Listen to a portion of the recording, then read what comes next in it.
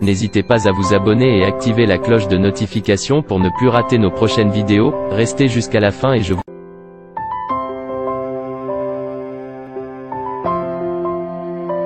Lundi 7 mars 2022, c'est ce jour que la coalition de mouvements associatifs patriotiques SEMAP en sigle a choisi pour parler d'elle, parler de ses raisons d'existence, parler de ses ambitions, ses objectifs.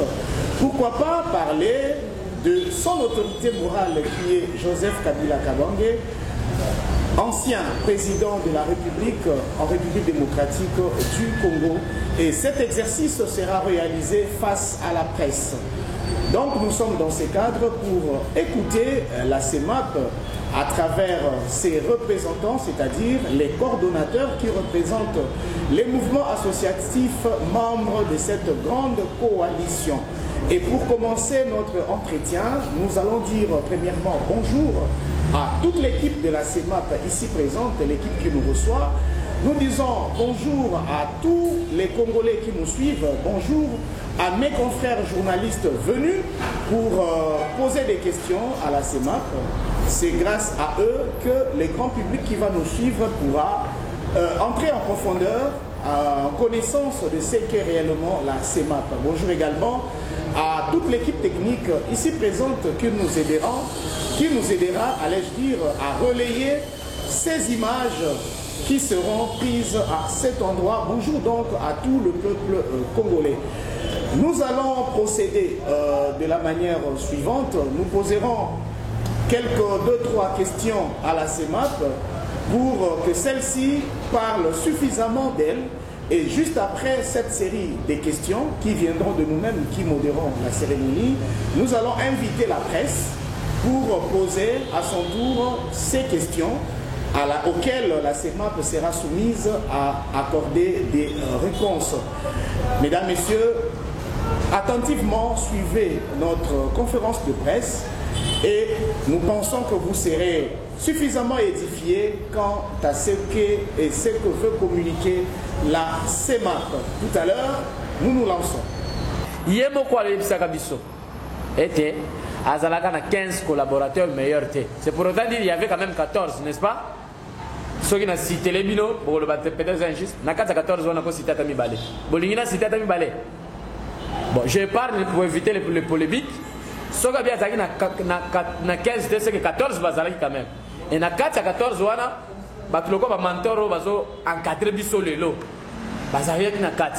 Vous comprenez? Alors quand il reviendra, c'est pour dire que ces 14-là ont su maintenant faire encore un très bon travail pour que vrai développement ait à la décoller dans la philosophie kabiliste. Donc nous soutenons la candidature de Joseph Kabila Kabange et nous sommes derrière lui.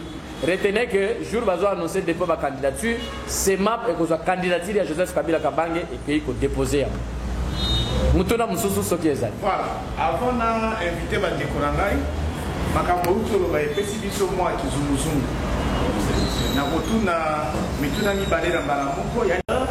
Les différentes associations ou différents mouvements associatifs membres de la SEMAP. Parmi eux, il y a le cordon des cordons, lui c'est Delors Kalakimande Kabila 2, et je pense bien que celui qui prendra la parole en premier pour nous parler de la SEMAP. On doit aussi signaler que c'est toujours par ces coordonnateurs que la parole pourra être distribuée auprès ou au bénéfice des membres de la SEMAP à qui il confiera lui la tâche de donner aussi des réponses à différentes questions qui seront posées selon qu'il trouvera important que la voix de l'un tout comme de l'autre.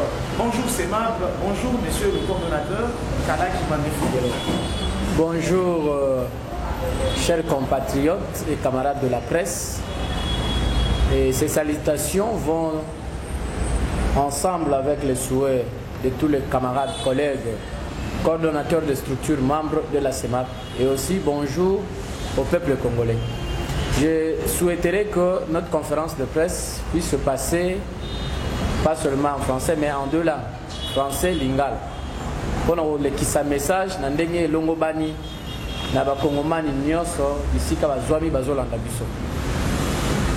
Yambo na banda na kolimbola nanu o babengi SEMAP na lopoto Coalition de mouvements associatifs patriotiques, en sigle CEMAP, comme je dis. Nalingala elingi kolakisa bosangisi ya ba mabunga ebele oyo ezali kokambama na ba camarade ba jeune ya Joseph Kabila Kabange basangisi maele na bango esika moko na tina ete baluka botombo ya mboka. Donc la CEMAP, comme coalition de mouvements associatifs, réunit en son sein plusieurs associations, entre autres Mopako, comme mouvement politique, nous avons IFOLI, nous avons ADIC, nous avons CPV, il y a le PRP, nous avons les Jeunes Espoirs, nous avons ECOPAT, etc. Donc il y a beaucoup d'associations qui forment ce que nous appelons la CEMAP, la coalition. Vous allez peut-être demander c'est quoi l'objectif ou la vision de la CEMAP. C'est comme j'ai dit ici, l'objectif assigné c'est de fédérer les forces. Pour Sangisa, l'association Wananioso, pour former force, pour permettre à Bisso, pour Luka Koma, pour Tombo Lamboka. Chercher comment la voix de la CEMAP peut apporter un plus dans le développement de notre pays. Alors toutes ces associations fonctionnent. C'est vrai, chacune d'associations en interne a un programme naïe à fonctionnement, mais l'association Union se peut subir programme commun aux alliés à CEMAP. Raison pour laquelle, bon, c'est vrai qu'aujourd'hui nous sommes lundi, et la journée mon ouvrable, l'association représentant parce que vraiment surchargé na tâche rempli na misala na bango. Mais sinon oyo bazali présent à qui je salue et je félicite pour la détermination oyo na kata CEMAP. Donc il faut retenir que ezali coalition oyo ezali na kati ya famille politique ya Joseph Kabila Kabange comme autorité morale, et puis CEMAP ezali peut encadré quand même par un grand homme de ce pays, je cite le professeur Némi Mulania ou Ilonja, à qui nous jetons aussi des fleurs pour un ouvrage naé au Aouti pour doter la population congolaise et comme une lumière. Donc voilà en quelques lignes, où est bon maîtriser pour la CEMAP. Et allez ko bunda bitumba o babenga dans le poteau un combat patriotique. Et allez ko mener combat ya ba valeurs, des valeurs républicaines. Ce n'est pas pour rien que vous voyez le camarade jeune ici présent, va déterminé, va exprimer sens et engagement na kati ya lisanga oyo. C'est pour une cause très noble, une cause qui cherche à promouvoir les valeurs de la République démocratique du Congo, et surtout c'est un combat patriotique. Voilà où on est allé lumière au Sengela qui n'a bino na koyeba o bazobenga CEMAP. Mituna misusu soko ezali boko tindika yango. Comme ça, tu continues pour l'Imbola. Merci beaucoup, monsieur le coordonnateur de la CEMAP. Pour nous introduire, nous avons fait Sango, nous avons fait Pinto et Singeli, nous avons fait pour il y a les bosso, on peut s'habiller il y a conférence de presse, il y a l'élo, parce que le projet nous est donc il est poussé que l'élo, pour tenir conférence de presse, et puis, Bolobi n'a pas que beaucoup soutenir Joseph Kabila, autre évite Yazaï, sous na bokondité. L'olenge nini, alors que Mamangomba Mingi, Bazala, Sika pouvoir ezali balandi, après ça m'a beaucoup na beaucoup pouvoir exécuter le programme na yango malamu, Kasibino, vous préférez qu'on a namuto azali na bokondité, les apports au sala nini. Si ma mituna na mi balé na banza, bandeko nyonso bakozala pe na droit ya ko intervenir.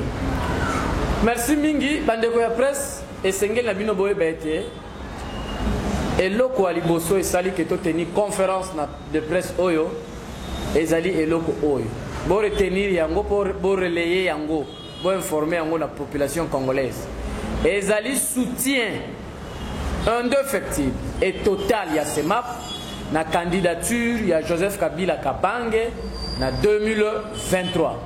C'est pour dire quoi? En 2023, premièrement, la CEMAP exige les élections. Lesquelles élections la CEMAP se porte garant de la candidature de M. Joseph Kabila Kabange comme autorité morale de notre famille politique. Voilà l'objectif principal de Bisso. Donc, nous sommes informés. Nous avons sollicité à vie à Moutouté. Nous avons tout ne pas questionné, mais nous avons informé. Et puis, donc, nous avons annoncé que CEMAP et Ali ko soutenir candidature ya mwana mboka Joseph Kabila Kabange. Donc, la population va se préparer pour nous voter en 2023.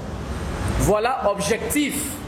Il y a pour la conférence de presse. Deuxièmement, pourquoi Kolanda Joseph Kabila Kabange alors qu'il y a le pouvoir, qui est de côté à pouvoir. Non, mais il y a le fait que les lots, ils souci à Mbokate, mais ils ont souci à remplir les besoins individuels. Pour répondre à nos soucis, na bango, la politique pas sur base d'un projet ou d'une vision, mais sur base parfois il y a famille bazanango. Ça serait inconservable. Allez aux États-Unis d'Amérique, vous verrez comment la politique fonctionne. Vous ne verrez pas un démocrate brusquement aller na tongo à la mouki à traverser à Kenangamunaï. Il y a pas république. C'est pratiquement impossible. Alors ici au Congo, les politiciens deviennent des mobiles. C'est-à-dire, je vais vous donner l'exemple d'un vieux. Je cite son nom parce qu'il était avec nous, le vieux Mende. Depuis Mobutu, il est toujours actif. C'est-à-dire quand Mobutu est là, lui il est actif. Il est moboutiste. Et après Laurent Désiré Kabila arrive, lui il est là. Il continue avec la rébellion. Finalement, c'est Kabila le fils. Il devient un kabiliste plus que tous les kabilistes. Les autres camarades, moi, le président de la République, Félix Antoine Tshisekedi. Les vieux Mende est le premier Tshisekediste dans notre pays aujourd'hui. Il dépasse même ceux qui ont fait 37 stables là-bas. Vous comprenez, cette inconstance, ça n'a plus de qualification. Exemple, Nini Toko retenir dans Ulutuan. Ce n'est pas dans un mauvais contexte que je cite son nom, mais c'est la réalité. Et là, j'ai donné un exemple que lui, ils sont nombreux. Vous comprenez? Bisotozola, Joseph Kabila, les lois en a pouvoir. Ça doit servir d'exemple, comprendre simplement qu'il s'agit de jeunes qui ont compris ce que c'est Kabila. Premièrement, nous ne suivons pas Kabila comme humain, parce que c'est un humain, il a des erreurs. Mais Tozola Kabila comme philosophie. Kabila en soi, c'est une philosophie. C'est une pensée aujourd'hui. Kabila est une école. Vous comprenez? Kabila est c'est un courant. Au Bissol Lelo Namboko et Sengaki, en principe, si j'étais ministre de l'ESU, je dois élaborer, je dois solliciter au fait un programme dans lequel on devait étudier la philosophie kabiliste. Pourquoi? Parce qu'aujourd'hui, vous avez vu, quelques pays ont eu à solliciter M. Kabila, quelques pays d'Afrique, pour aller assurer la paix au désordre qui s'est passé dans leur pays. Vous avez vu ça il n'y a pas longtemps, l'année passée ici. Donc c'est pour dire que Kabila comme philosophie, nous nous attachons à lui. Et le fait qu'il soit une philosophie pour nous, tous en atina kolanda te kaza na pouvoir, tous en atina te kolanda pesa biso mbongo, tous en atina na soana te, tous en atina ya philosophie wana, po philosophie wana nde ezo pesa biso ba beki ya combat o biso tozali ko mener. Ezali philosophie wana ko sala ete lobby attaque Kabila zate. Lobby Kabila zongi na pouvoir. Asilisi sous mandat na ya lobby na pemi libera. Combat et katanate combat et salanini et continuer. Et bon on continue na banane. Mais na biso tozali ko sala relève. Nous prenons la relève. Parce que après nous devons aussi léguer ce même combat à des générations futures. Voilà pourquoi tozolanda Kabila. Ezali te po azana akozwa pouvoir dans 2 ans ici ça zozonga na pouvoir non. Eza pona bongo te eza pete ke po tozoluka mbongo epa na ye non. Eza non plus il faut que bango eza pete que po auti kozala na pouvoir te d'ailleurs azala pouvoir te. Quel est l'argument qu'il faut donner? Donc nous le suivons parce qu'il est une philosophie. C'est une école. Ezali courant oyo biso to poni tozo se porter garant na courant wana sans peur, sans crainte de qui que ce soit. Nous sommes de kabilistes et nous restons kabilistes à côté de ces grands hommes, à côté de cette philosophie que nous allons défendre matin, midi, soir sans cesse, sans être intimidés par qui que ce soit. Donc il faut comprendre ngo bongo bandeko to la kabila te pour la songolo pakala ndenge ba diabo ba ennemi ba lobela ka kombo na ye mais biso to la kabila pour azali philosophie pour azali école et puis tant que le bateau se porter garant la candidature à Joseph Kabila en 2023 nous assumons cela parce que le peuple congolais nyonso souci neza que Kabila zonga na pouvoir Kabila ya et puis il faut batbaye bango Kabila soka zongi na pouvoir ezali chantage te tozo sala. Le retour de Joseph Kabila Kabange au pouvoir, c'est le départ du développement, le vrai développement du Congo. Ça il faut le savoir. Natangu tozo lobaete Kabila ya kozonga. Ezane le côté que Kabila bosani na Congo ou azoya koloko. Non. Kabila c'est ce que nous disons en français, azalo ko la patrimoine na biso. Le loyo, je crois que tant que vous avez net, mboka loko la Russie. Les autres ont tête avec Poutine. Il y a qu'à dominer même l'Occidentaux parce qu'aujourd'hui ils sont impuissants devant Poutine. Ça il faut qu'on se le dise, de réagir. C'est-à-dire, Poutine a eu le temps de se préparer. Poutine a eu le temps, il y a qu'à étudier mboka na ye, il y a qu'à étudier comment est-ce que ba inaka mboka. La diabolisation, la calcul pour que envahir. Alors comment surmonter cela? Et ça les maté. Il a eu le temps. Et à un moment donné, vous mettrez d'accord avec moi que Poutine a tiré le pouvoir.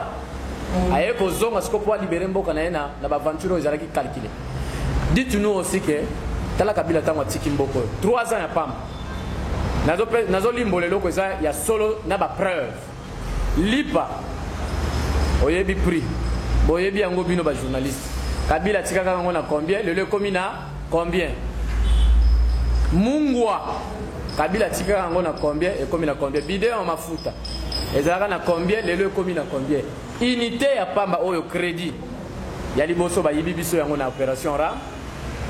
To banda ko somba ngo na prix nini le to somba ngo na prix nini. Alors soki na bina pesa ba liste nyonso wana et ko risquer pesa même ba kongomani kanda.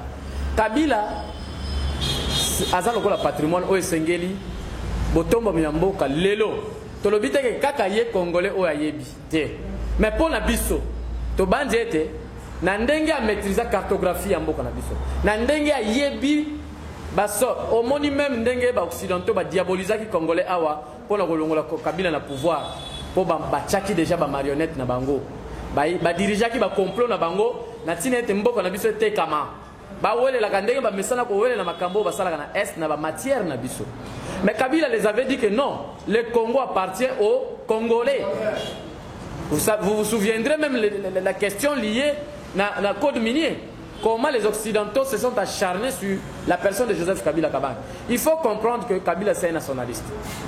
Alimimbo Kanaye. Par preuve, faites l'analyse de son comportement depuis qu'il a le pouvoir. Vous allez vous rendre compte qu'on a un panafricaniste et c'est un nationaliste. Voilà pourquoi ma valeur au n'est pas naïe. Vous allez sentir que Moutou a un vrai souci de développement. Et puis deuxièmement, on peut cette différence pour comprendre souvent dans le bango. Dans la bref, Kabila est parti de la forêt pour la gestion. Le président actuel a outil na poto pour la gérer. Comprenez un peu ça, hein? Azamo na poto, Kabila azamo na zamba. C'est lui qui vient de l'Europe. On a toujours, nous-mêmes, Congolais, nous savons, oui, parfois on est complexé. On croit qu'un Européen, c'est quelqu'un qui connaît tout.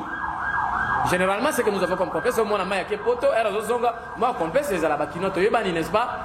Mais nous avons dit ça, je suis bien avant, bambokatier. Mais total, c'est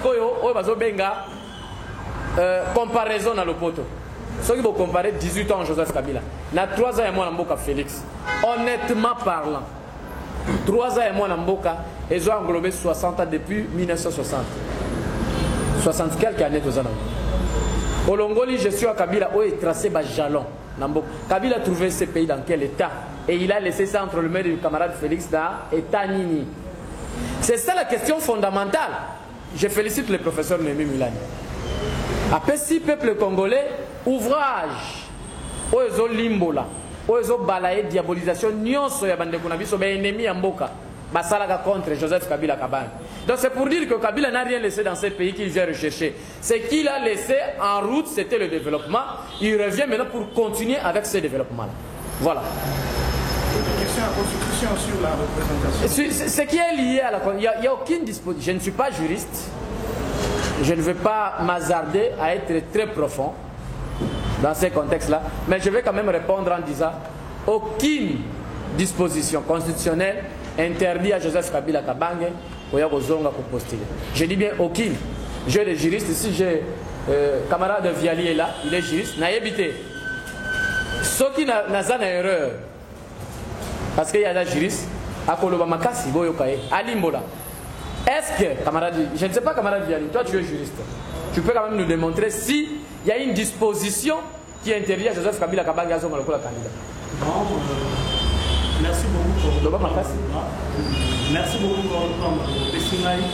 Aucune disposition de notre constitution n'interdit à Joseph Kabila Kabange de revenir au pouvoir. Je m'explique. Le droit de sénateur à vie qui lui a été reconnu, c'est un droit subjectif. Ma juriste la différence qui existe entre un droit objectif et un droit subjectif. Par définition, un droit objectif, c'est l'ensemble des règles gouvernementales, l'ensemble des relations sociétales. Or, le droit subjectif est ensemble des prérogatives, donc avantage. Le droit objectif, à reconnaître à un individu qui fait de lui un sujet de droit. Cela veut dire lorsque la Constitution épaissit possibilité na bakonzi ya mboka o bakokamba RDC à la souka ya bamanda na bango comme sénateur à vie et sa condamnation pénalité ezali un droit subjectif et l'avantage d'un droit subjectif c'est que les sujets de droit peuvent renoncer à ce droit pour permettre à cocapoliser dans les droits et libertés fondamentales n'engé le mot. Badeko na banzi bolandi yango azali juriste. Azali juriste. Il maîtrise comme tous les avocats qui le suivent, comme tous les juristes qui le suivent. Boyoki différence entre droit objectif et subjectif. Et si kanini ceux qui mutoyebi ya yebi disposition oh ceux qui sont juriste moko. Wa yebi disposition moko na kati ya constitution. Ils ont interdit na Joseph Kabila Kabange à se présenter le candidat. Aya ko limbo la biso yango. Aya ko plakisa biso ma bitala oyo epexi Joseph Kabila Kabange. Pena yango tozo profiter ko veiller ba Congomani. Parce que tendance to tentative ya changement de constitution ngé salem. Ba komi ko luka procédure comment ko changer constitution alors que bazo gérer ba Congomani mabe. Bazo laisser congolais, bazo medisa congolais, soit de santé inexplicable to lobelate. Bazo garantir absolument rien dans la condition sociale ya congolais, mais plutôt comme il détruit vie à congolais. Dans le niveau même, et c'est ce que d'être dénoncé. Il a subi une agression inexplicable. Nakati Mboko yo pouvoir tirer les gelous avant qu'il biso état de droit. Je me pose la question de savoir les juristes qui sont là. Juridiquement, comment vous pouvez expliquer ce que c'est l'état de droit? Moi, Namboka Floride, membre de la CEMAP, coordonnateur de la structure IFOLI, Azol ex-émission na ye, Babandi Kolanda, yeko filé. 2 jours après, ayeko sa l'émission, en pleine émission, ba attaquer au nom du chef de l'État. Bo attaquer Moutou, bo agresser. Ba journaliste, oyo bazalaki wana ba buki ba caméra na bango, ba machine, ba matériel na bango. Babouki yango. Ba brutaliser bango ba beti bango. Et c'est un parti qui se dit démocrate, qui est au pouvoir, mais incapable de supporter les principes démocratiques. Inconservable. Alors, ba Congomani ba gérer la situation à boy, ba bavira boy. Azali ya bozomona azala ba pota. Tozo ko dénoncer yango parce que c'est pratiquement inconservable. Après avoir vécu l'alternance politique dans ce pays, 60 ans après, Toya ko vivre pouvoir moko, o comme comédie na gestion. Ce n'est pas sérieux. Yango tozo dénoncer, tozo profiter na micro na bino, na tine de to dénoncer agression au camarade Floribe Azwaki et puis ba pasolier bi là-bas jusqu'à tel point ba comme instrumentaliser même JR. Aya ko kanga muto a brutaliser akende na ye pour ba que ça et vous allez nous parler de l'état des droits? Non, il faut qu'il y ait élection en 2023. Et Joseph Kabila Kabange doit être candidat candidature oyo CEMAP ezo porté à cœur. Nazong Selibino Maloba pour la mituna. Merci beaucoup. Nous poursuivre le programme d'Abisso. Kasi sikoyo topesi Maloba. Tobike oh bochana Kabila mupanzi topo na mutu. Tozo répondre que tokopona kaka Joseph Kabila Kabange. Il est le seul chef de notre famille politique. Azali incarnation de Lumumba, Yassimo Kimbangu, Lumumba, Laurent Désiré Kabila. Au héros vivant aux Anaïe. Et puis c'est lui le guide suprême. Autorité morale de la République démocratique du Congo. Ato Zawap, Ato Vandiwap. Autorité morale na yonanu. C'est Joseph Kabila Kabange. Alors na oetali ko pona mutu na kata famille politique na biso comme philosophie. Vous comprenez? Mais nous choisissons l'individu Kabila. Biso dans la philosophie na ye. On la nègre bien. On lobby, on a une carte philosophie. Parce que ceux qui ont un individu, mais aux yeux, comme individu, nous allons choisir Joseph Kabila Kabange. Le reste reviendra à lui. Ceux qui ont un lobby, bon, c'est ma. Ngai na monineti, tobe ta dame na kingakati. Alors, nazo tchele la bino, moi la mboka mandef. Voilà, naza candidat président de la République. C'est sur sa bénédiction et son orientation, Wanande, c'est bon. Mais si ce n'est pas ça, ce qui bolobi, nakati ya philosophie, tokopona, l'individu Joseph Kabila Kabange. Ce qui est dans nakati ya école, azasiko yemoko pe disciple école, voilà parce qu'il a une descendance. Yemoko azad premier disciple. Et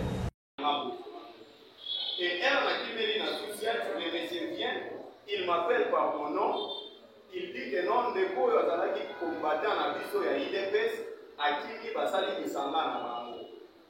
Parce que elle to komina bango na 12e rue puisqu'il y avait toujours l'insécurité. OPJ a dit que non, à niveau ya Mombele wana qu'il ne pouvait pas regarder puisque côté kuna eza si fief ya force du progrès. To komina kati ya 12e rue to bandi ko samba ne kwa sambi aboyi ko signer pepe. Nana sambi na signé, passé les 10 minutes, na moni ba soldat ya chier baye. Baye balobi non, bakangi mutu na biso moko awa. Maintenant, j'ai commencé à me demander donc de quoi aye na ba menace waza agent ya garde républicaine. Après, babini, babengi e babi aka yo za force du progrès oui. Chier rakoti na kati, on a OPJ trop c'est trop. Bateau va tout ça va critiquer, nous va critiquer, va critiquer tout ça. Tout ça la PV, tout soit masto, l'autre qui est dans la catch. Et chose grave, j'étais accompagné de mon avocat que vous voyez à côté de Bobiali. Il a dit non, papa. Tout ça déjà la procédure, il y a pour ça na kata bureau na OPJ. Comment est-ce que bino pour ça la PV pour qui est dans la catch? Mais je vous jure. Comme vous voyez, ma vidéo a circulé dans les réseaux sociaux, il y a un chien, mon avocat a été menacé.